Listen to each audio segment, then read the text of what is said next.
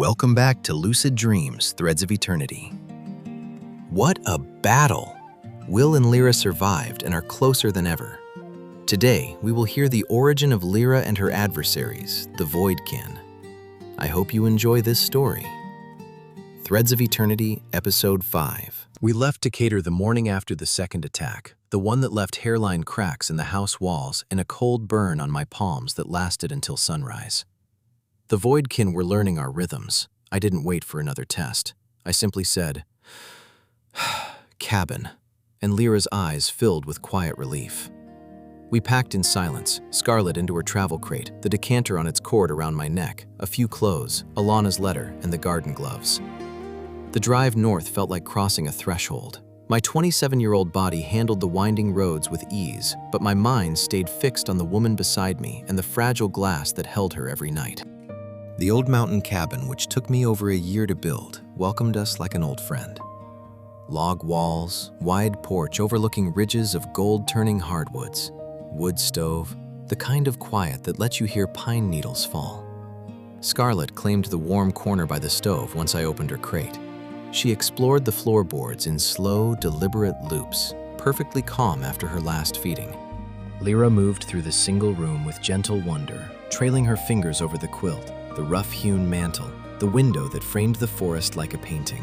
For the first time in days, her glow softened into something almost peaceful. We fell into a gentle daytime rhythm. Morning hikes along the ridges above Vogel State Park, Scarlet draped safely over my shoulders, her heavy warmth a living reminder of trust earned slowly. Lira and I cleared a small garden plot behind the cabin, working side by side in the cool soil. She still taught me to notice how a seedling reaches not in desperation, but in quiet hope. Evenings, we sat on the porch as the ridges turned purple, talking about small things and vast ones. The pull between us was constant now, a deep, wordless current of longing and care. We would sit close on the swing, her head resting lightly against my shoulder, my arm around her, simply breathing the same air. No more, no less. The waiting had become its own kind of promise. But every sunset, the fear returned. On the fifth night, the air felt heavier, charged with invitation instead of threat. At 11:30, I lifted the cork and spoke the words that drew her back into the vessel. She touched my cheek once, eyes swirling with trust, before the light folded her in. I settled into the old armchair with the decanter cradled against my chest, Scarlet coiled on the rug nearby, perfectly still, relaxed like a flat bicycle tire, keeping watch with me. I talked to the glass for hours, voice low and steady. I'm right here. Dawn is coming. Fatigue overwhelmed me, and I drifted off to sleep. The deep night brought the shadows again, but this time they came as the Voidkin, ancient and seething with something far colder than simple hunger. I jolted awake to the sound of the lamp crashing off the table next to the armchair. Bang! Glass shattering across the floorboards. The decanter had slipped from my hands in sleep and rolled near the rug. Scarlet, my big, protective girl, had already reacted like lightning. She wasn't hunting, she was guarding. Her massive coils had wrapped around the vessel like living armor, holding it safe against the invisible onslaught. She reared up once in that rare, warning hiss I'd only heard once before, striking at the empty air with whip-fast precision. The Voidkin recoiled for a moment. They didn't know what to make of a creature who loved without possession, who protected without command. But they pressed harder. The cabin walls groaned. Frost raced across the windows like cracks in reality itself. Whispers slithered through the logs. Unravel the thread. Break the harmony. She dared to love again. I scrambled up, heart hammering, and felt the old hollow ache trying to open inside me again. Not enough, I thought. I'm still just a man who fell asleep on watch. Pride had no place here anymore. I'd already tasted humble pie back in Decanter and learned it wasn't my own power that had won the night against the frog demon. So I dropped to my knees beside Scarlet, one hand resting on the vessel through her coils, the other pressed flat to the rough floorboards as if I could anchor myself to something steadier than my own strength. Lord, I whispered, voice raw and small in the dark. I'm not enough for this, never was. But she is. Protect the woman I love. Let me stand for her the way you stood for what's good. Then I looked straight into the writhing shadows and spoke the rebuke with everything I had left, not in my own name, but echoing the archangel who knew better than to fight on his own power. "The Lord rebuke you." The words left my mouth and the air changed. Scarlet struck again, fangs flashing, her coils tightening protectively around the decanter as she planted herself across my sternum like living armor. The voidkin shrieked, a sound like torn music, like choirs falling from grace. In that moment, I understood their hatred deeper than words. They were the fallen ones, once high and shining like the morning star, born from the same first song as Lira, yet twisted by pride and rebellion against the singularity. They had dared to say in their hearts, "I will ascend above the stars. I will be like the Most High," and instead were cast down into eternal discord, hating every bond of love because it reminded them of the light and harmony they lost forever. Their envy burned colder than the void between worlds. Scarlet held the line. My big, gentle serpent, who had once been just a calm red tail in a tank, became something ancient in that mountain dark. From meek pet snake to fierce, menacing dragon, striking and coiling, never yielding an inch. The assault peaked, the cabin shaking as if the ridges themselves might split, books tumbling from shelves, the very logs creaking under invisible claws. But my voice and Scarlet's protection held. Dawn broke gray and soft through the pines, and the voidkin fled like smoke before the rising light, their screams thinning into nothing. When the first true rays touched the windows, I lifted the cork with shaking fingers, eyes wide with disbelief and gratitude. Lira spilled out trembling, but she sensed my awe immediately. "I fell asleep. Scarlet, the lamp," I started, half laughing, half crying. Lira just looked at Scarlet, and my big girl flowed onto her shoulders like she'd been waiting for permission. Then she brought her face to Lira's and flicked her tongue once touching the end of Lira's nose as if to say, "I got you, Mama." "I know," Lira whispered. "Scarlet, a little protective dragon. That's a good girl." We held each other for a long time sitting on the fireplace hearth, no words needed at first. Her trembling eased against me and Scarlet's embrace, and I felt the centuries of her loneliness like an ache in my own chest. The empathy Alana had hoped for had become a river now, wide, steady, carrying Lira's pain as though it were my own. Later, as we sat on the floor by the fireplace with our coffee steaming between us, I finally asked the question that had been waiting since the first midnight attack. "Show me," I said quietly. "If I'm going to guard you through every dark hour, I need to understand what the dark has cost you. Let me see your story." Lira studied me for a long moment. Then she placed one hand over the decanter still resting against my heart and the other on the top of my head. The world dissolved. I am born in the first breath of the primordial conductor. The singularity opens its mouth and the cosmos unfurls, not in explosion, but in song. I am one of the earliest voices to answer, a threadweaver, a harmonia, kin to the graces and the muses, yet older, formed from the pure light between chaos and order. My purpose is connection, to tie the longing of stars to the longing of souls, to weave gentle bonds across the newborn realms. I move free through the early ages, dancing between the spheres like the wind through the sacred groves of a world yet unborn. In the golden age of Hellas, I walk among mortals more often, wearing beauty like moonlight on marble.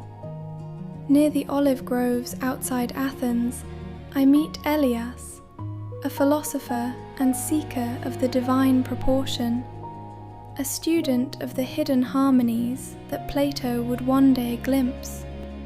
He is mortal, brilliant, gentle-eyed. He does not seek to command me. He simply listens. For years that feel like heartbeats, we talk beneath the stars he charts so lovingly. He sees the music of the spheres because he has heard it in my voice. We fall in love the way only a mortal and an eternal being can, completely, reverently, without possession. He petitions the gods and, through them, the singularity itself, for the sacred union that would grant me flesh and freedom. The threads of approval are already weaving. I can feel the dawn of it on my skin. The voidkin strike without mercy. They are the ancient adversaries, born from the same first song, yet twisted by envy. The shadow weavers, the unravelers, children of eternal discord, akin to the Titans who ward against light, and the Erinyes who punish every bond they cannot control. They despise every harmony they did not author. They whisper to kings, ignite wars, burn the groves and the city to ash, because one eternal being dared to choose a mortal life. Elias dies shielding me, blood on his hands from a spear meant for my heart. His last breath, a vow that our thread would never truly break. I try to follow him into whatever waits beyond the veil.